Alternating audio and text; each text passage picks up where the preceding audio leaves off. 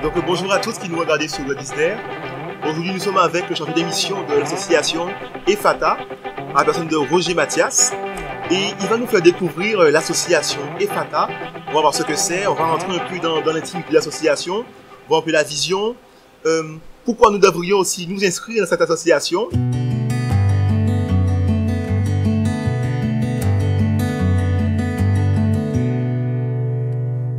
Donc bonjour Roger.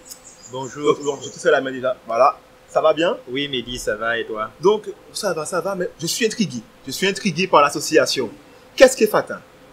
Alors, EFATA, c'est un ministère, avant tout, dans la mesure où nous voulons permettre à la population de la Guadeloupe et d'autres horizons de découvrir les langues étrangères.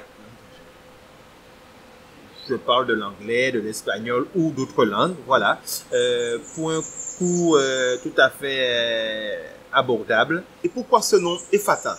EFATA, eh bien, je vais tout te dire, c'est un terme araméen qui vient de la Bible. Marc chapitre 7. Oui. Oui. Jésus touche la lèvre et l'oreille d'un homme qui est sourd et muet. Et il dit EFATA, ce qui signifie ouvre-toi. Ouvre-toi. Et l'homme retrouve l'usage de la parole et de l'ouïe. Voilà, donc nous enseignons des langues. D'autres personnes qui ne parleraient pas ces langues, se retrouvent à les parler au nom de Jésus. D'accord, donc EFATA, en gros, que tes oreilles comprennent et que ta bouche parle la langue. Quelle est la motivation de cette initiative? En gros, la vision, la philosophie d'EFATA. Derrière EFATA, il y a une envie de faire passer le message chrétien en enseignant une langue. Ce qui est un besoin. Oui. La population a besoin de communauté. Surtout aujourd'hui, lorsqu'on parle anglais partout, on parle espagnol partout. Donc il faut pouvoir maîtriser les langues et si on veut partager des choses. Surtout, et qu'on est dans le bassin caribéen où il y a nous sommes environnés d'autres cultures. Donc, c'est un besoin, les hommes viennent vers nous pour ce besoin et derrière, dans les phrases, parce que en enseignant une langue, c'est une syntaxe, c'est une grammaire, d'accord? Donc on le fait et par contre, il faut un sens, parce qu'on ne peut pas faire de phrase sans un sens. Oui. Et bien voilà, nous on détermine le sens et on leur donne un bagage prédéterminé. D'accord. Donc qu'avez-vous déjà fait en tout cas par rapport à l'association? Merci Seigneur, pas mal de chemin. Nous avons donné des cours de langue. Nous avons notre émission de radio. Voilà. Nous avons organisé aussi des stages d'anglais. Nous sommes en partenariat avec l'école La Persévérance où nous intervenons régulièrement pour le fameux English Village. Nous proposons aussi des voyages linguistiques, des voyages missionnaires. Nous avons eu ce fameux voyage missionnaire en Asie. Voilà, donc pas mal d'activités que nous avons pu mener. Et ces activités-là, du moins, est-ce qu'elles ont eu un beau retour? Ceux qui ont participé, est-ce qu'il y a eu des témoignages forts? Surtout, est-ce que l'objectif a été atteint? Quand il s'agit de langue, nous avons un retour. Quand il s'agit maintenant de l'aspect spirituel, nous avions présenté animé cette campagne d'évangélisation en Asie. Nous avions eu un retour, d'accord? Nos membres, nos missionnaires se retrouvent engagés. Il y a une vie, quand nous sommes en mission, il y a une vie de prière et on ressent l'action du Saint-Esprit dans notre équipe. Et nous avions eu ce fameux voyage et les uns et les autres sont revenus enchantés de cette semaine où nous étions bien en symbiose les uns avec les autres. Voilà. Maintenant, par rapport à ton actualité, ce qui se passe aujourd'hui, donc on va parler des projets que vous avez faits, qui ont été super, hein? Oui. Et je voulais y participer, bon, après c'est disponible. Maintenant, quelles sont vos actualités aujourd'hui? Qu'est-ce que faites-vous? Est-ce qu'il y a des projets futurs qui vont arriver pour que ceux qui nous regardent puissent préparer les papiers, se mettre en règle et venir? Eh bien, tout à fait, c'est en train de bouillir là. D'accord. Ah oui, c'est au feu. Samedi, donc dans 2 jours, nous avons ce programme tout en anglais. où chacun pourra venir, quel que soit son niveau, et intervenir dans ce programme, dans cette discussion. Alors, des chants, des jeux, c'est toute une activité, tout un programme en anglais. Après, nous avons aussi ce voyage en partenariat avec le département de la famille de la Fédération de la Guadeloupe vers Saint-Kitts. On peut s'inscrire, c'est avec les personnes âgées, mais chacun est bienvenu. Oui, d'accord. Nous serons très bientôt sur un autre voyage missionnaire. Nous repartons très sûrement en Asie. Cela devrait être pour le mois de juillet, août. Voilà. Et pas mal de programmes. Nous voulons accueillir aussi des personnes qui ne parlent pas le français et leur permettre d'apprendre le français, ce qu'on appelle le français langue étrangère en Guadeloupe. Bon, par exemple, pour moi qui ne parle pas anglais du tout, du moins, bon, on s'appelle God is there, yes, ça va, mais c'est certains mots en anglais qu'on maîtrise. Est-ce que EFATA, du moins, est adapté aussi aux personnes, du moins, qui n'ont aucune base, du moins, qui ont une base minime et qui ne sont pas forts du tout dans la pédagogie? Parce que moi, j'aime l'anglais, mais l'anglais ne m'aime pas.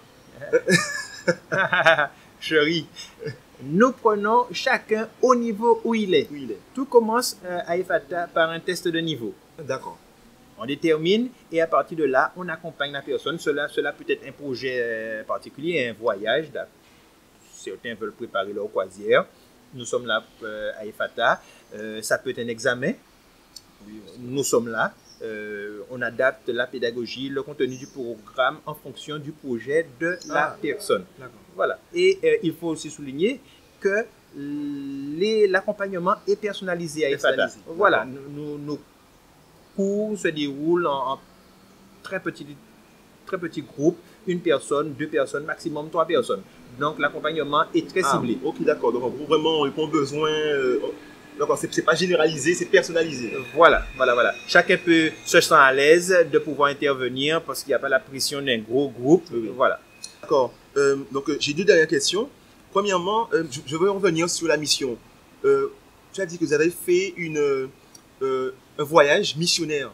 Mais ceux qui partent, qui ne parlent pas anglais, par exemple, bien qui ne parlent pas espagnol, bon, par rapport au voyage que vous allez, par rapport à la langue qui est parlée dans le pays, qu'est-ce qu'ils font? Ils ne prêchent pas.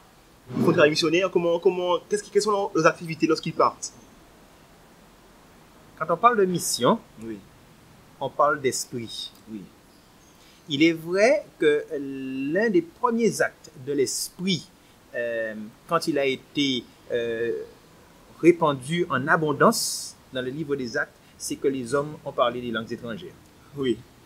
Mais au-delà de ça, une touche affectueuse, un sourire, béni par l'esprit, a un impact certain. Offrir quelque chose. Un enfant en difficulté, un enfant défavorisé peut être transformé par un regard, par un sourire. Et donc chacun, lors de ces programmes, a son rôle à jouer. D'accord. Donc si je comprends bien, c'est le fait je ne parle pas anglais, je ne parle pas espagnol par exemple, mais je viens vers toi dans l'intention de te partager quelque chose. Je ne maîtrise pas encore ma langue, mais ma mission est de partager ce que j'ai reçu moi. Peu importe la manière, comme tu as dit, par un sourire, par une main tendue. En gros, la mission